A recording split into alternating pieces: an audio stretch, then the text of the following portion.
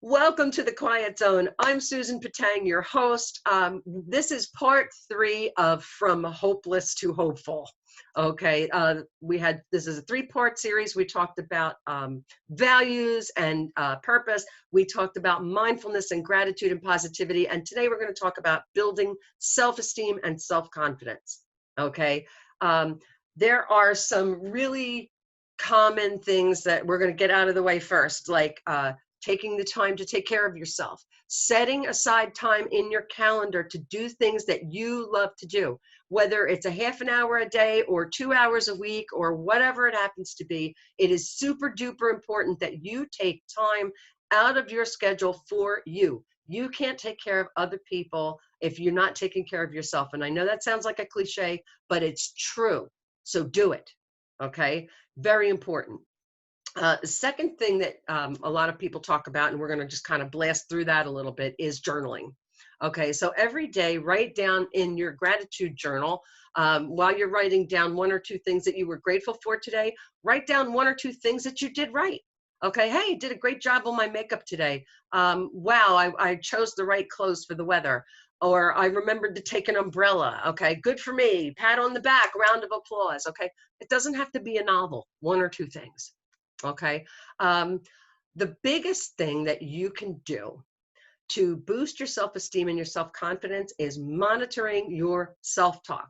Okay. What do you say to yourself? Do you say, I'm stupid, I stink at this, life sucks, it's too hard, I can't do this? Is that what you say to yourself? Do you tell yourself, I should be able to do this? Do you have unreasonable expectations about your ability? Do you talk to your mother with that mouth? Okay. Would you say to somebody that you love the things that you say to yourself?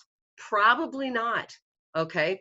So talk to yourself using the same kindness, the same encouragement, and the same love that you would give to the people you care about. That's one. Okay. The next thing I want you to remember when it comes to self-talk is this. Sit down and do an inventory of what exactly you believe about yourself. What are your negative core beliefs? Do you think you're stupid? Do you think you're a failure or an imposter, or what? What do you think? Do you think I'm too shy? I can't do this? What do you tell yourself? Okay, monitor that self-talk, and that's going to tell you what your core beliefs about yourself are, and also what are your core beliefs about life. Okay, do you think that the world is out to get you and that the universe is following you around with a hammer and it's going to rain on your parade all the time? Do you think life's not fair? What is it that you believe about life, and what are those unrealistic expectations that you have for yourself? And what you're going to do is you're going to make self-talk that combats that. You're going to create an affirmation that makes that go away. And you don't base affirmations on things that you wish for.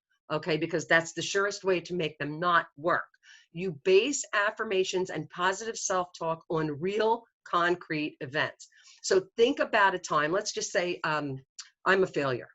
Say I'm a failure, okay? Think about a time when you succeeded at something. Well, I'm not really a failure because I succeeded at that, okay? At the very least, you got up this morning, got showered and got dressed, so you succeeded at getting ready for your day, right? Let's see, you went down to the mailbox and got your mail. Well, you succeeded at getting the mail. Guess what? You're not a failure. Base your affirmations on real positive events. I'm not a failure. I'm successful. I am successful because, and here are the things that I did. Okay. I am not always shy. I can talk to other people because here is what I did when I did talk to somebody. I am a kind and considerate person because I held the door open for somebody else. I am unselfish because I picked something up off the ground that I didn't drop. Okay. If you have to, create a situation in which you win. Okay. So that you can create and build that positive self-talk for yourself. Okay. Another wonderful tool that you can use, a technique that you can use with positive self-talk, is to recognize and psychologically reward yourself every time you do small little things right. Just like with gratitude, you look for wee little things that you can be grateful for.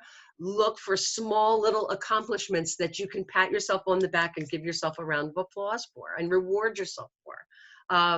For example, I ran out and I did my errands today, and I was very efficient, and I was successful, and I got them all done.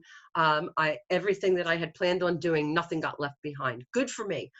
Pat on the back, round of applause. I'm proud of myself. I spent extra time at the gym working on my butt, okay, which really needs to be made a little smaller.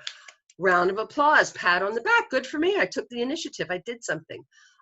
If there is something that you feel that you're lacking in, or an expectation that you have for yourself that you would like to improve, what is something positive that I can do to fix it? Be solution oriented, and then pat yourself on the back and give yourself a round of applause for being proactive, recognizing that there's something that you want to change and taking positive steps to make it happen. Okay, you see how this works? This goes right along with gratitude and positivity and being forward facing, and saying, okay, I can do this. And that's why it's important to reward yourself for the smallest of achievements. I got up today, good for me. Okay, if that's what it comes down to, that's what it comes down to. At the end of a difficult day, I can be grateful because I made it through the day and I am still standing, sort of. Uh, Pat on the back, round of applause. You're a badass. Good for you. Congratulate yourself on being tough.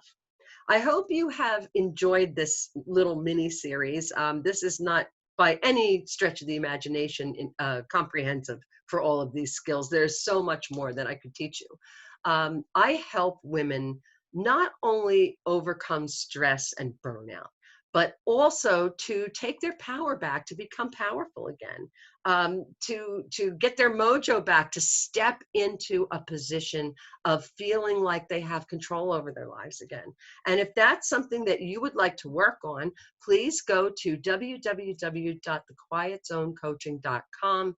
I have a package for everyone. My fees are super affordable, sliding fee scale. I will make a package for you. I don't leave anybody behind. So please go to my website. Again, that is www.thequietzonecoaching.com. And I will see you on the next video series. Wait, it's going to be fun. It's going to be about relationships. Have a wonderful, awesome, amazing day.